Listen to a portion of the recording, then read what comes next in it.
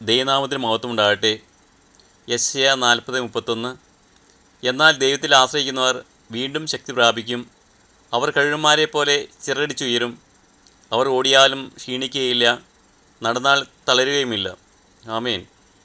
ക്രിസ്തുവിൽ ഏറ്റവും സ്നേഹിക്കപ്പെട്ടവരെ, നമ്മളും പലപ്പോഴും ജീവിതത്തിൽ തകർച്ചകൾ, ജീവിതഭാരങ്ങൾ, ക്ലേശങ്ങൾ എല്ലാം അലട്ടുമ്പോൾ അടിക്കടി ഉണ്ടാകുന്ന തകർച്ചകൾ, പരാജയങ്ങൾ പലപ്പോഴും നമ്മുടെ ജീവിതത്തെ വഴിമുട്ടിക്കുമ്പോൾ മറ്റുള്ളവർ പക്ഷെ പറഞ്ഞേക്കാം അവൻ തകർന്നുപോയി, അവന് മുന്നോട്ട് പോകാൻ സാധിക്കുകയില്ല എന്ന്.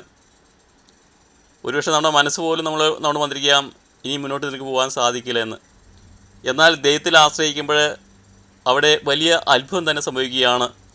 സർവശക്തനായ ദൈവം നമ്മളെ വീണ്ടും ശക്തിപ്പെടുത്തി ഉന്നതങ്ങളിലേക്ക് ഒരു കഴിവിനെ പോലെ ഉയർത്തുമെന്ന് ഈ തിരുവനന്തപുരത്തിലൂടെ നമ്മളെ ഓർമ്മപ്പെടുത്തുകയാണ്. പ്രിയമുള്ളവരെ, നമ്മൾ ആരെങ്കിലും ഇതുപോലെ നിരാശയിൽ, ബുദ്ധികൾ, പ്രയാസങ്ങൾ ഉണ്ടെങ്കിൽ ഈ ദൈവത്തിൻ്റെ വചനത്തിൽ ആശ്രയിച്ചുകൊണ്ട് ദൈവത്തിന് ശക്തി സംഭരിച്ച് വീണ്ടും വിജയത്തിലേക്ക് കുതിച്ചുയരാനായിട്ട് ദൈവാത്മാവ് നമ്മളെ ശക്തിപ്പെടുത്തട്ടെ. ഇതിനായിട്ട് ദൈവത്തിൻ്റെ കൃപ നമ്മളിലേക്ക് ഒഴുകട്ടെ. നിത്യം പിതാവിനും പുത്രനും പരിശുദ്ധാത്മാവിനും സ്തുതി, ആദിയിലെ പോലെ ഇപ്പോഴും എപ്പോഴും എന്നേക്കും. ആമീൻ. ഹല്ലേലൂയ.